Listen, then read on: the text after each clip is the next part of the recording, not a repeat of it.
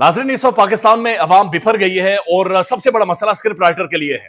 यानी एक तरफ रावी सुखचैन लिखता है, लेकिन वही सुखचैन सारी मुसीबत बन जाता है, साहब बन जाता है।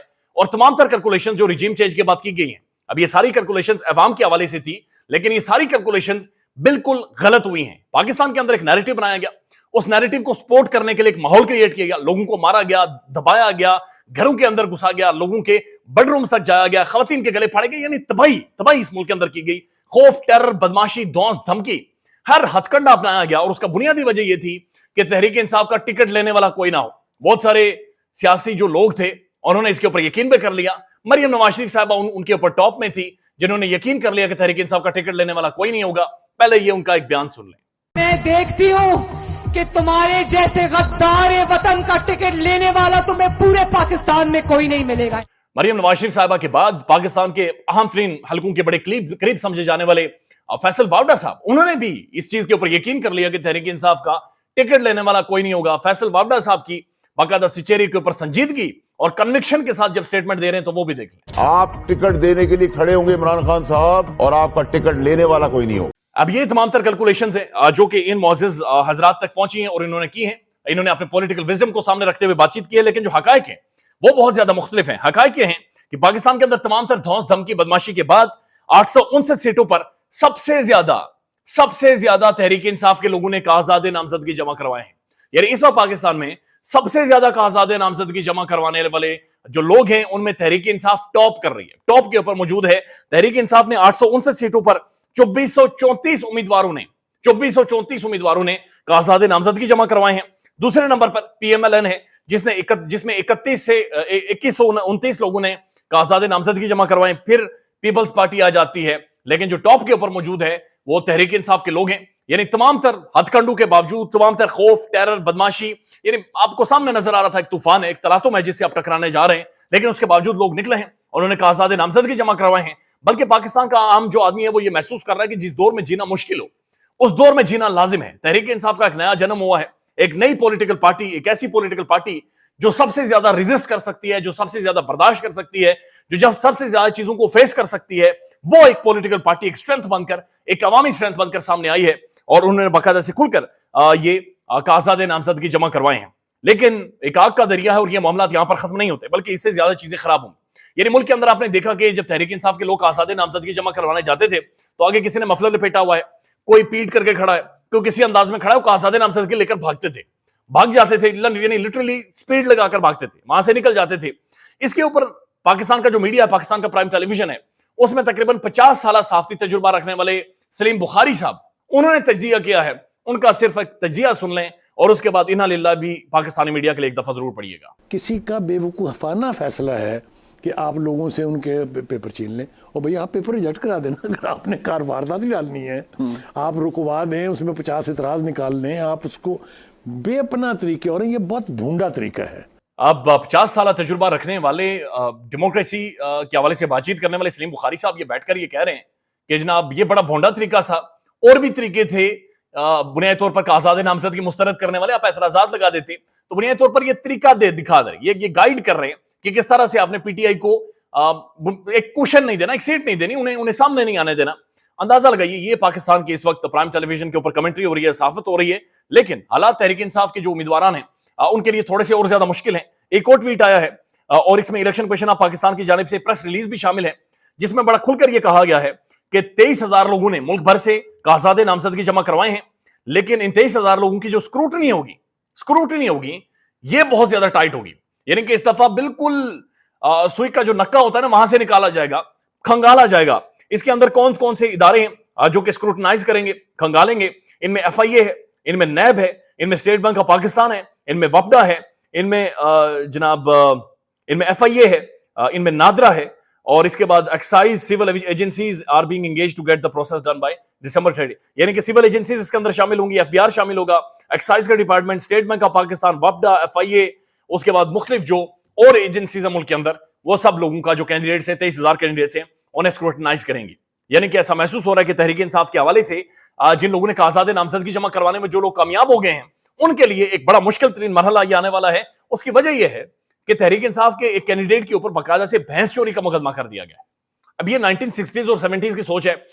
جو حسنات ملک صاحب ہیں انہوں نے بھی اس حوالے سے ٹویٹ کیا ہے کہ باقاعدہ سے ایک شخص جسے ایم پی او کے تحت گرفتار کیا گیا, اس کے بعد اسے بھینس چوری کے مقدمے میں دوبارہ سے گرفتار کیا گیا. تو یہ اس وقت حالات ہیں, یہ اس وقت معاملات ہے کہ جس طرح سے چیزوں کو آگے چلایا جا رہا ہے, لہٰذا یہ سفر اب ختم نہیں ہوا بلکہ یہ اور زیادہ سختیاں اور زیادہ معاملات آئیں گے.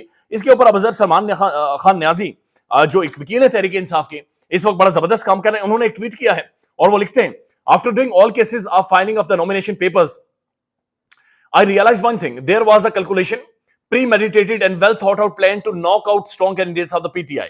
یعنی یہ کہہ رہے ہیں کہ جن لوگوں نے کاغذات نامزدگی جمع کروا لیے ہیں اور جن لوگوں کو روکا گیا ہے, اس کے پیچھے well thought out calculation تھی, premeditated یعنی پہلے سے ایک سوچ موجود تھی, سرویز موجود تھے, ان کا سہارا لیتے ہوئے. There was a pattern behind the madness. For some contestants wanting PTI ticket, police did not create any hurdle at all. But for majority contestants who are very strong in constituencies, police tried its best to prevent filing of the nomination papers. یعنی کہ ایک طرف ان candidates کو جو کہ اپنے حلقوں میں مضبوط تھے, اپنی کانسٹیٹوئنسیز میں مضبوط تھے, انہیں پولیس نے روکا ہے. پولیس نے ان کا راستہ روکا اور اس کے پیچھے ایک سوچ موجود تھی, پلان موجود تھا, منصوبہ موجود تھا, اور انہیں کاغذات نامزدگی نہیں جمع کروانے دیے گئے. جبکہ جو باقی لوگ جو قدرے سمجھا جا رہا تھا کہ تھوڑے سے کمزور کینڈیڈیٹس ہیں, ان کے راستے میں کوئی بھی ہرڈل نہیں ڈالے گی. Police all those who are strong candidates, they were being prevented from filing nomination papers. This pattern will continue even at the scrutiny stage. کہ جناب جو آگے scrutiny stage آ رہا ہے اس میں یہ پیٹرن باقاعدہ سے کنٹینیو رہے گا, اور جہاں پر پاکستان کے تمام تر ادارے بیٹھ کر یہ scrutinize کریں گے, جس میں پاکستان کی ایجنسیز شامل ہیں, پاکستان کی FIA ہے, اسٹیٹ بینک آف پاکستان ہے, وفدا ہے, یہ سب مل کر جب scrutinize کریں گے تو پھر تحریک انصاف کے جو تگڑے امیدوار ہوں گے انہیں بھی یہاں سے چھانٹی کر دیا جائے گا, انہیں بھی یہاں سے سائڈ لائن کر دیا جائے گا. یہ ایک کم از کم ایک سوچ موجود ہے, یہ ایک آرگومنٹ موجود ہے جو کہ ابوذر سلمان نیازی صاحب بھی بات چیت کر رہے ہیں. تو یہ ڈیموکریسی آپ کے سامنے, یہ جمہوریت ہے. یعنی یہ ڈیموکریسی ہے جس کے اوپر میرا اور آپ کا یقین تھا, اور ہم ایمان کی حد تک یقین رکھتے تھے. جو کینڈیڈیٹ اسٹرانگ ہے, یعنی جس کی عوام کے اندر جڑیں ہیں, انہیں اپنے نامینیشن پیپرز نہیں فائل کرنے دینا, انہیں اپنے انتخابات نہیں لڑ. جو عوام کا نمائندہ ہے اسے اپنے عوام کے سامنے نہیں آنے دینا, اسے آپ نے روکنا ہے. اور جو عوام کا نمائندہ تھوڑا کمزور ہے, جو اس طرح سے جس کے عوام میں جڑے نہیں, اس کے اپنے نامینیشن پیپرز جمع کروا دینے. یہ جھوٹ ہے, فراڈ. ایک ڈیموکریسی پاکستان کے اندر جو 75 سالوں سے یہاں پر چلتی رہی ہے, یہ اس کا ایک عملی نمونہ ہے جو ہم دیکھ رہے ہیں, جس کی وجہ سے پاکستان آگے نہیں بڑھا, جس کی وجہ سے بنگلہ دیش ہم سے آگے گیا, سنگاپور ہم سے آگے گیا, ملائیشیا ہم سے آگے گیا. خیر وہ تو بہت ہی آگے چلے گئے, لیکن یہ وہ حالات ہیں آج جو اس وقت ملک کے اندر جاری ہیں. ایک اور تجزیہ ہے محمد مالک صاحب کا, اور محمد مالک صاحب یہ کہہ رہے ہیں کہ اس وقت ملک میں ایک مایوسی پھیلائی جا رہی ہے اور کوشش کی جا رہی ہے کہ کیسا نیریٹو بنایا جائے جس میں یہ بتایا جائے کہ پی ٹی آئی کو سپورٹ کرنے کے اور تحریک انصاف کا ٹکٹ لینے کے کانسیکوینسز ہوں گے. یعنی آپ کو بھگتنا پڑے گا اگر آپ نے پی ٹی آئی کا ووٹ ڈالا یا پھر اگر آپ نے پی ٹی آئی کا ٹکٹ لیا ہے, چونکہ اس وقت پی ٹی آئی کی قبولیت نہیں ہے. یعنی پنجاب کے اندر محمد مالک صاحب یہ کہتے ہیں کہ پنجاب کے اندر اگر یہ ہوا پھیلا دی جائے کہ بنیادی طور پر اس شخص کو کسی بھی طور پر اقتدار نہیں دیا جائے گا تو وہاں پر لوگ ووٹ نہیں دیتے. یعنی ووٹنگ ٹرن آؤٹ کو آپ نے کم کرنا ہے. عوام کا جو سیلاب نکلے گا, عوامی ریلا نکلے گا, اس ریلے کو آپ نے روکنا ہے. 12.5 کروڑ ووٹر ہیں جنہوں نے ووٹ ڈالنا ہے.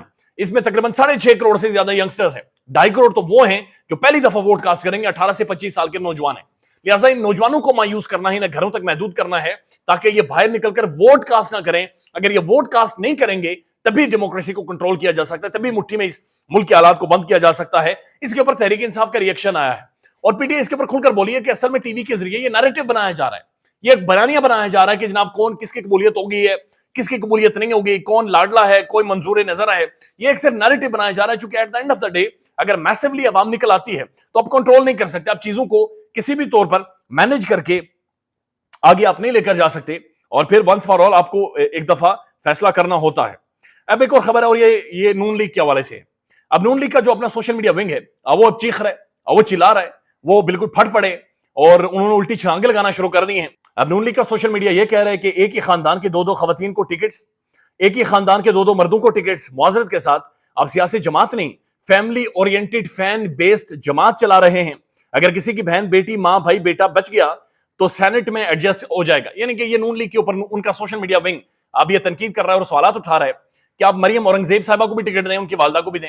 آپ خواجہ آصف کے بلکہ سعد رفیق صاحب کے گھر میں 2 خواتین کو ٹکٹ دیں, ایک گھر میں 2 مردوں کو ٹکٹ دیں, چونکہ خاندان سے باہر نہیں جانا.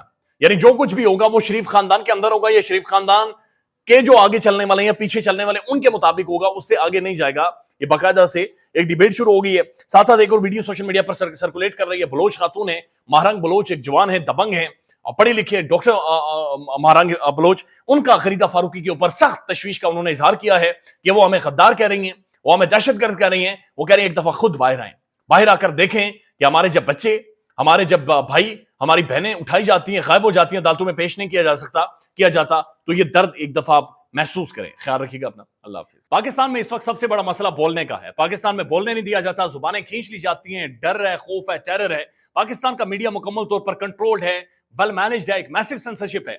इसी तरह का दबाव पाकिस्तान में सियासतदोर भी फेस कर रहा है, जिसे पाकिस्तान भर में गुज़श्ता कई महीनों से मावरा आइन, मावरा कवानीन मुकम्मल तौर पर बंद कर दिया गया है, मुकम्मल तौर पर बैन कर दिया गया है। सियासतदोर की नशरियात को लिमिटेड करके पाकिस्तान में छोड़ दिया गया है। तमाम तर कानूनी मुआवजे के ऊपर आवाज उठाई गई, दस्तक दी गई, लेकिन हर तरफ से खामोशी है, सन्नाटा है, कहीं पर कोई सुनवाई नहीं है, कोई सुनने को तैयार नहीं है। लेकिन इसका हल क्या है? क्या खामोश हो जाएं? क्या सवाल ना करें? क्या मालूमात आप तक ना पहुंचाएं? क्या इंफॉर्मेशन आप तक ना पहुंचाएं? मालूमात भी पहुंचेगी, इंफॉर्मेशन भी पहुंचेगी, सवालात भी उठेंगे, लेकिन अब आपने रोल प्ले करना है, आपने अपना किरदार अदा करना है। और छोटा सा एक प्रोसीजर है, प्रोसेस है, उसके बाद आप अपना किरदार अदा करें और हमारी मदद करें। पहले आपने ये करना है कि हमारे YouTube चैनल को सब्सक्राइब करना है, उसके बाद ज्वाइन के बटन के ऊपर जाना है, क्लिक करके हमारा मेंबर बनना है। या फिर दूसरा ऑप्शन ये है कि आपने वीडियो की डिस्क्रिप्शन में जाना है, वहां पर पैट्रियन का लिंक मौजूद होगा, उस लिंक के ऊपर क्लिक करें और हमें सपोर्ट करें, हमारा हिस्सा बने, हमारी ताकत बने। ख्याल रखिएगा। अल्लाह हाफिज।